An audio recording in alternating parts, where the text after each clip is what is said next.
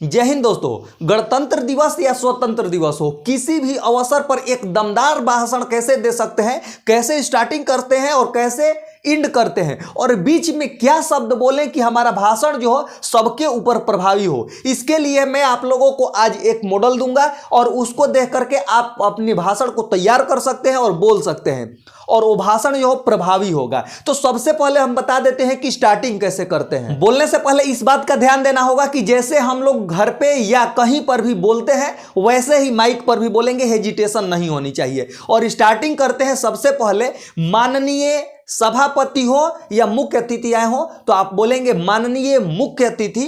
उसके बाद आदरणीय प्रिंसिपल हो तो प्रिंसिपल, और डायरेक्टर हो तो डायरेक्टर। माननीय प्रिंसिपल सर, शिक्षकगण, अभिभावक और मेरे प्यारे मित्रों, आप सभी को सुप्रभात। उसके बाद आप बोलेंगे जो भी अवसर रहेगा कि सबसे पहले आप सभी को गणतंत्र दिवस की हार्दिक शुभकामनाएं। इतना बोलने के बाद आप लोग बोलेंगे कि जैसा कि आप लोग जानते हैं कि हम सभी यहां पर गणतंत्र दिवस की जश्न को मनाने के लिए यहां एकत्रित हुए हैं, और हमारा सौभाग्य है कि आप लोगों के बीच हमें कुछ कहने का मौका मिला है। इतना आप लोग स्क्रीनशॉट भी ले सकते हैं, और ये चीजें आप स्टार्टिंग में बोलते हैं। इतना यदि बोल देंगे तो आपका स्टार्टिंग सही हो गया। इतना बोलने के बाद एक, अगर देशभक्ति भाषण देना है तो वहां पर एक देशभक्ति शायरी बोल दीजिए। अगर है तो लिख लीजिए, मैं आपको यहां पर दिखा दे रहा हूं। देशभक्ति शायरी कुछ भी बोल दीजिए जो देशभक्ति हो, जैसा आप भाषण दे रहे हैं। इतना बोलने के बाद जैसे ही एक देशभक्ति आप शायरी बोलते हैं तो ये भाषण जो प्रभावी हो जाता है। यहां पर मैंने आप लोगों के लिए दिया है, इतनी सी बात हवाओं को बताए रखना, रोशनी होगी चिरागों को जलाए रखना, लहू देकर की है जिसकी हिफाजत हमने, ऐसे तिरंगे को दिल में बसाए रखना।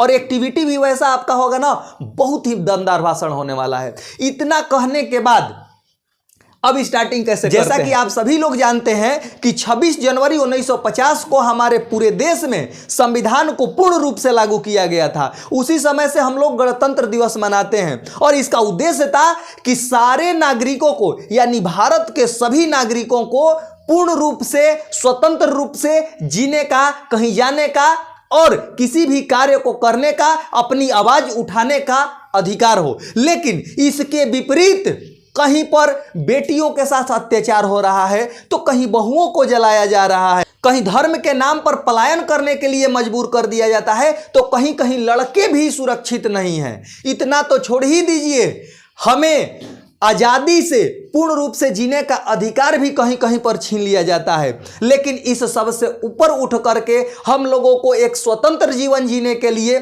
गरीबी जैसे मुद्दाओं को उठाने की जरूरत है, अपने अधिकारों के लिए लड़ने की जरूरत है। धर्म, जाति और ये सारी चीजों से ऊपर उठ करके कार्य करने की जरूरत है, ताकि हम लोग भारत को श्रेष्ठ भारत और विश्व में भारत की डंका बजे। धर्म, जाति से ऊपर उठ करके लड़कियों को जो अधिकार दिया गया है संविधान में, पूर्ण रूप से लागू कर दिया जाए।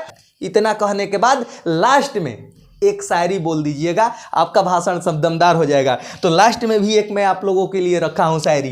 देखिए, अधिकार मिलते नहीं लिए जाते हैं, अधिकार मिलते नहीं लिए जाते हैं, आजाद हैं मगर गुलामी किए जाते हैं नेताओं के द्वारा। आप लोग समझ सकते हैं इस चीज को।